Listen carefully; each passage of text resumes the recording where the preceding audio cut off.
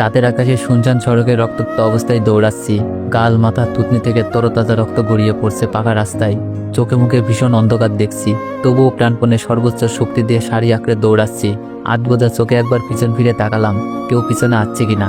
মাথা ফেটে কানের পাশ দিয়ে রক্ত স্রোতের মতো বেয়ে পড়ছে। থুতনিতে ভয়ঙ্কর ক্ষত, পেট ধরে আর দৌড়াতে শক্তি পাচ্ছি না আমি কি শয়তানগুলোর কাছে মরে যাব? আমার যে হারে ব্লিডিং হচ্ছে, আমি বাঁচব না, হয়তো বাঁচব না। হে মাবুদ, আমাকে রক্ষা করো। চোখের সামনে সব ঝাপসা দেখছি, আন্দাজের উপর ঠোঁট কামড়ে দৌড়াচ্ছি। আমার পা দুটো ভয়ঙ্কর ব্যথা করছে মাবুদ, আমি বাঁচতে চাই। ওই শয়তানগুলোর হাত থেকে আমি বাঁচতে চাই। আর পারছিলাম না দৌড়াতে, মাথা ঝিম করে পাক খাচ্ছে। সবকিছু চোখের সামনে ঝাপসা থেকে কঠিন ঝাপসায় থুবড়ে পড়লাম পাকা রাস্তায়। আমার পড়ে যাওয়ার শব্দটা চারিদিকে ছড়িয়ে পড়লো। হাত পায়ের উপর কাবু পাচ্ছি না আমি, চোখ দুটো বুঝে এলো আমার আপনা আপনি। তো এভরিওয়ান, গল্প কন্টিনিউ করার আগে একটা কথা বলে রাখি, যদি আপনাদের এই গল্পটি ভালো লাগে তবেই আমি কন্টিনিউ করব, আর যদি না লাগে তাহলে কমেন্টে বলে যাবেন। তো চলুন গল্পে ফিরে যাওয়া যাক। ও শিট, মেয়েটার গায়ে কাপড় নেই। সাইমা, তাড়াতাড়ি তোর চাদরটা দে। অনেকের কথায় অবাক হয়ে সাইমা বলল, এই নোংরা মেয়েকে আমি আমার দামি চাদর দিব? নো নেভার, এই মেয়ে তো না অনেক, লিভ হিম, আসলটা টেনে দে জাস্ট। অনেক চোখ মুখ শক্ত করে বলল, তুই দিবি না? নো, এই চাদরটা তুই দিয়েছিস, কিভাবে এই রাস্তায় পড়ে থাকা মেয়েকে দিব? ডাস্টবিনের কীট পতঙ্গ একটা। অনেক তাড়াহুড়ো করেই নিজের গা থেকে পাঞ্জাবির পটিটা খুলে রাস্তায় পড়ে থাকা রক্তাক্ত মেয়েটাকে ঢেকে দিল। হাঁটু মাটিতে ঠুকে মেয়েটার গালে আলতো করে থাপ্পড় দিতেই বুঝতে পারল মেয়েটি বেহুশ। জীবিত আছে কিনা বোঝার জন্য নাকের কাছে দুইটা আঙুল বসিয়ে দিল। নিঃশ্বাস পড়ছে, তার মানে জীবিত। অনেক মেয়েটাকে কোলে তুলে রাস্তার ওপাশে দাঁড়িয়ে থাকা গাড়ির উদ্দেশ্যে দৌড় লাগালো। পিছে পিছে ছুটে এলো সাইমা। এই অনেক যখন তখন মানবতা দেখায়, কি যে করতে ইচ্ছে করে। হঠাৎ অনেকের এইরূপ অবস্থায় আসছে দেখে 5 জন লোক অবাক হয়ে গেল। কাউকে কিছু বলার সুযোগ না দিয়েই অনেক মেয়েটাকে গাড়ির ভিতরে নিয়ে কোলে মাথা রেখে সাইমার উদ্দেশ্যে চিৎকার করে বলল, সাইমা তুই সামনে যা। সাইমা হোঁচট খেলো জানো। অনেক ওকে রাস্তায় কুড়িয়ে পাওয়া মেয়েটির জন্য সামনে বসতে বলছে। কত নিষ্ঠুর অনেক। গাড়ির দরজা ধরে এখন কাঁদতে ইচ্ছে করছে ওর। অনেক নিজের পার্সোনাল রুমাল দিয়ে মেয়েটার কপাল চেপে ধরেছে। সাইমা গাড়ির দরজা লাগিয়ে সামনে উঠে পড়ল। অনেক পাঞ্জাবির হাতা কুনিয়ে তুলে রক্তাক্ত রুমালটা জানালা দিয়ে বাইরে চিপে অবশিষ্ট রক্ত ফেলল। আবার মেয়েটির কপাল চেপে বলে উঠল, মিথুন, ইমিডিয়েটলি গাড়ি হসপিটালে ঘোরা। ড্রাইভার সিট থেকে মিথুন জবাব দিল, অনেক, রাস্তা ব্লক, কিভাবে নিব? অনেক বলল, হোয়াট? এক কাজ কর, ডিসপেন্সারিতে নে। আচ্ছা। গাড়িটি ডিসপেন্সারির সামনে এসে থামলে ফার্স্ট এড বক্স এনে দিল ফুয়াদ। ফুয়াদ জানালা দিয়ে উকি মেরে বলল, অনেক, আর কিছু লাগবে? প্লিজ, লাগলে এখনই নে। আমরা আটকা পড়বো দোস্ত, সামনে রাস্তা বিপজ্জনক, আর্মি যেতে দিবে না। অনেক স্যাবলন দিয়ে ক্ষত জায়গা ক্লিন করতেই বলল, আর্মি যেতে না দিলে আর্মিতে লজে থাকবো, তবুও গাড়ি চালা। ফুয়াদ বলল, শিওর? ফুয়াদের প্রশ্ন শুনে চরম বিরক্ত হলো অনেক। ফুয়াদ অনেকের চেহারা বুঝতে পেরে কাছুমাছু করতে করতে গাড়িতে উঠল। সাইমার পাশ থেকে যাওয়ার প্রশ্ন করল, আল্লাহর দোহাই লাগে, প্লিজ বল, কই থেকে এই মাইয়ারে তুইলা আনছোস? কে এই মেয়ে?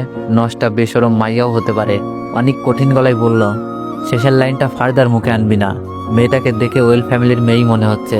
জাস্ট শাড়ির কুচিটা ছিঁড়া, ব্লাউজের হাতা ছিঁড়া, দ্যাটস অল। এত নর্মালি কেমনে বলিস ভাই? রেপ কিছু তো হতে পারে, কেমনে সিওরিটি দিবি? অনেক মেয়েটার মাথায় ব্যান্ডেজ করে দিল। কাটাছেঁড়া জায়গাগুলোতে মলম লাগিয়ে দিতেই সাইমা উচ্চস্বরে বলে উঠল, তুই আর মলম লাগাবি না, ওকে ছুবি না বলছি, আমি সহ্য করতে পারছি না। রাস্তার ফকিন্নিকে তুই এইভাবে টেক কেয়ার করছিস? অনেক মলম দেওয়া শেষ করে টিস্যুতে হাত মুছে জোরে একটা নিঃশ্বাস ছাড়ল। সাইমার উত্তর দেওয়াটা প্রয়োজন মনে করল না অনেক। সাইমার মতো ফালতু থার্ড ক্লাস ইডিয়েটকে কি উত্তর দেবে সে? ইডিয়েট তো ইডিয়েটই। এসির নিচে কোলে থাকা মাথাটার দিকে একবার শান্ত চোখে তাকালো অনেক। হলদেটে ফর্সা গালের উপর 5টা আঙুলের গাঢ় ছাপ, বড় বড় চোখ জোড়া, নাকটা একটু চিকন তবে বোচা। ঠোঁটের বাম কোণা থেকে থুতনি পর্যন্ত রক্ত শুকিয়ে আছে তার। আচ্ছা, মেয়েটার নাম কি? কি কারণে রাস্তায় ওভাবে বেহুশ হয়ে পড়েছিল? মেয়েটিকে দেখে অতটা খারাপ মনে হচ্ছে না, কিন্তু শরীরের অবস্থা দেখে দর্শন ছাড়া অন্য কিছু আওড়াতেও পারছি না। আচ্ছা, মেয়েটাকে কি রেপ করেছে? অনেক হঠাৎ চোখ বন্ধ করে মেয়েটার মুখের উপরে ঝুঁকল। দূরত্ব খুব সামান্য। অনেকের নিঃশ্বাস মেয়েটার উপর পড়ছে। অনেক তার সিক্সেন দ্বারা কিছু অনুমান করতেই চটপট চোখ খুলে মাথা উঠিয়ে ফেলল। বাম হাত ধরে হার্টবিট চেক করছে এখন। সেন্স বলছে মেয়েটা ভয়ঙ্কর বিপদ থেকে বেঁচেছে। নার্ভ অস্বাভাবিক হারে উইক হয়ে আছে। হাতও কেমন ঠান্ডা হয়ে আসছে। ও শিট, ঠান্ডা হয়ে আসছে। অনেক দ্রুত মেয়েটিকে বুকে চেপে ধরল। নিজের গলার নিচে মেয়েটির মুখ গুজিয়ে অস্থির গলায় বলে উঠল, মিঠুন, তুই তাড়াতাড়ি সামনের লজে নে, মেয়েটাকে আগে সুস্থ করতে হবে। ফুয়াদ চিৎকার দিয়ে বলল, মরে যাচ্ছে নাকি? অনিক আরো শক্ত করে বুকে চেপে বলল, শরীর ঠান্ডা হয়ে আসছে, তাড়াতাড়ি কর। মিথুন তাড়াতাড়ি গাড়ি ঘুরিয়ে লজের বড় গেট দিয়ে ভিতরে ঢুকলো। রিসেপশনে সব ফর্মালিটি কমপ্লিট করে অনেক দৌড়ে ওকে বিছানায় শোয়ালো। লজের মেয়ে স্টাফকে ডেকে সাইমা ব্যাকপ্যাক ধরিয়ে বলল, যা লাগবে এখান থেকে নিন, মেয়েটার পোশাক বদলে নিন, আমি বাইরে অপেক্ষা করছি। অনেকের এই আচরণ দেখে সাইমা পুরোপুরি বাইরে থেকে আগত মেয়েটার জন্য এত কিসের দরদ? অনেক চোখ বন্ধ করে দরজার বাইরে পিঠ লাগিয়ে ফেলল। মেয়েটাকে দেখার পর থেকেই মন খারাপ হয়ে গেছে, কিছুতেই স্থির করতে পারছে না নিজেকে। মেয়েটাকে এই নাজুক অবস্থায়, রক্তাক্ত মাথা, উফ কি ভয়ঙ্কর দৃশ্য দাগ কেটে দিচ্ছে অনেকের মনে। জমজমাট বিয়ে বাড়ি থেকে পালিয়েছে 6 কাজিনরা। বাড়িতে অলরেডি সবাই জেনে গেছে, বর্ষসহ 5 জন উধাও। বর বিয়ের আসর থেকে পালিয়েছে। এদিকে আজ অনেকের প্রেমিকাকে দেখতে আসবে ছেলেপক্ষ। অনেক খবরটা পেয়েই নিজের বিয়ের আসর ছেড়ে মাইক্রো দিয়ে যাচ্ছে। অনেকের 3 বছরের প্রেম গাথায় জল ঢেলে দিয়ে প্রেমিকা অবসরেই বাবার পছন্দে বিয়ে করছে। এইটা অনেক এই জন্মে জীবনেও মেনে নিবে না। পারলে আগুন ধরিয়ে দিবে প্রেমিকার বাড়িতে, সব ধ্বংস করে দিবে সে। অনেক নিজেও বিয়ের পিড়িতে বসতো না, শুধু দাদির কসমের উপর অটল ছিল। যাত্রাপথে হঠাৎ রাস্তায় রক্তাক্ত অবস্থায় একটা মেয়েকে দেখলে সে তুলে নিয়ে আসে গাড়িতে। মেয়েটার নাম কি, কোথায় থাকে, কি হয়েছে কিছু জানে না সে। মেয়েটার কি রেপ হয়েছে নাকি অন্য কিছু ঘাপলা জড়িয়ে আছে? হঠাৎ চিন্তায় দুনিয়ার ফোড়ন কেটে কাঁধের উপর ভার অনুভব করলো অনেক। চোখ মিলে পাশে তাকাতেই ওয়াদের শুকনো চেহারাটা দেখতে পেল। ওয়াদ চোখে চোখ রেখে কথা বলার সাহস পাচ্ছে না। কান্না কান্না স্বরে নিচু কণ্ঠে বলল, আনিশার বিয়ে হয়ে গেছে ভাই। আনিশার ছোট বোন ফোন দিয়েছিল, আমরা ওর বিয়ে থামাতে পারলাম না ভাইয়া, পারলাম না। অনেকের পায়ের তলা থেকে যেন মাটি সরে যেতে লাগলো। হৃৎপিণ্ড ভয়ঙ্কর স্পিডে দাপাতে লাগলো। অনেক রাগে ক্ষোভে দেয়ালে ইচ্ছামতো ঘুষাতে লাগলো। তুই বিয়ে করতে পারিস না আনিশা, তুই বিয়ে করলি কেন? তুই তো অনেককে ভুলে যেতে পারিস না, তোকে আমার কাছে ফিরে আসতেই হবে। চিৎকার চেঁচামেচিতে প্রচণ্ড গলা ফাটিয়ে দেয়ালে ঘষাচ্ছে অনেক। পিছন থেকে অনেককে টানছে ফুয়াদ। অনেকের হাত ছিলে রক্ত বের হয়ে পুরো দেয়ালটা লাল হয়ে গেছে। সর্বোচ্চ শক্তি দিয়ে ঘুষি, হাহাকার চিৎকার, দুটো শব্দ মিলে একাকার হয়ে লজের আনাচে কানাচে বিক্ষোভ ধ্বনিতে প্রতিধ্বনি হচ্ছে। সবাই এদিকে ছুটে আসলে অনেকের পাগলামি দেখে ভয় পেয়ে যায়। ওয়াদের সাথে বাকি কাজিনরা টেনে টুনে অনেককে নিয়ন্ত্রণ করে। অনেক ফ্লোরে হাঁটু মুড়ে বসে পড়ে। ওকে ঘিরে সব কাজিন গোল হয়ে বসে সান্ত্বনা দিতে থাকে অনেককে। যা হয়েছে তা কখনো ফিরে পাওয়া যাবে না। একটা ভুল সারা জীবনের দুঃখ, এটাই কঠিন সত্য। অনেক নিঃশব্দে চোখের বাঁধ ছেড়ে দিয়েছে। শুকনো ফ্লোরে গোল গোল বিন্দু আকারে অশ্রুজল পড়ছে। মন কিছুতেই মানতে চাইছে না পুরনো প্রেমটা আজ অন্য কারোর ঝুলিতে। অনেকের বুক ঢেলে কান্না আসতে পড়ছে। কেন অনেক দাদির কথায় প্রেমিকাকে ছাড়লো, তাও প্রথম প্রেম, প্রথম ভালোবাসা।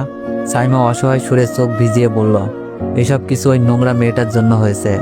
আমরা ওকে যদি ওখানেই ফেলে দিতাম, অ্যাটলিস্ট টাইম মতো তো পৌঁছাতে পারতাম। শব্দ সোর, এক্সকিউজ মি, আপনারা এই মেয়েটার পোশাক বদলাতে বলেছেন, তার পোশাক আমি পাল্টে দিয়েছি, ধন্যবাদ। অনেক আস্তে আস্তে মাথা তুলে স্টাফ মহিলার দিকে তাকালো। মহিলা চলে গেছে এতক্ষণে। অনেক ফুয়াদের কাঁধে ভর করে ঝট করে উঠে দাঁড়ালো। অনেকের হাবভাব ভালো লাগছে না ওদের। অনেকের রাগ মানে ভয়ঙ্কর দুর্যোগের পূর্বাভাস। এই দুর্যোগ কতটা ভয়াবহ হতে পারে কেবল ওর কাজিনরা ভালো জানে। অনেক হুড়মুড় করে মেয়েটার রুমে ঢুকে ধাস করে দরজা ঠেলে দেয়। অনেক ভিতর থেকে দরজা লাগিয়ে দিয়েছে। অনেকের মাথায় কি চলছে? ও কি মেয়েটাকে রাগের বশে মেরে ফেলবে, ক্ষতি করবে? ওয়াদ মিথুন যাওয়ার ধাক্কাতে লাগলো, চিৎকার করলো খোলার জন্য। সাইমা, পূর্বিকা সবাই চেঁচাচ্ছে। অনেক আর খুলল না। অনেক হাত মুষ্টিবদ্ধ করে বিছানায় শুয়ে থাকা মলিন চেহারার জ্ঞানহীন মেয়েটার দিকে ফুসে আসছে। এক পা করে এগোচ্ছে। শরীর শীতের কাঁপুনির মতো থরথর করে কাঁপছে। চোখের নিচ ঘেমে উঠেছে। ক্রমশ লাল হয়ে উঠছে চোখ দুটো, আগুনের হুলকো ছোটার মতো রক্তিম লাল। কি করবে অনেক এবার মেয়েটার সাথে? তো এভরিওয়ান, গল্পটির নেক্সট পার্ট চাইলে একটু বেশি বেশি কমেন্ট করুন আর একটু বেশি বেশি কপি লিঙ্ক করে দিন। আর গল্পটি মেবি ইউটিউবে শুরু করব।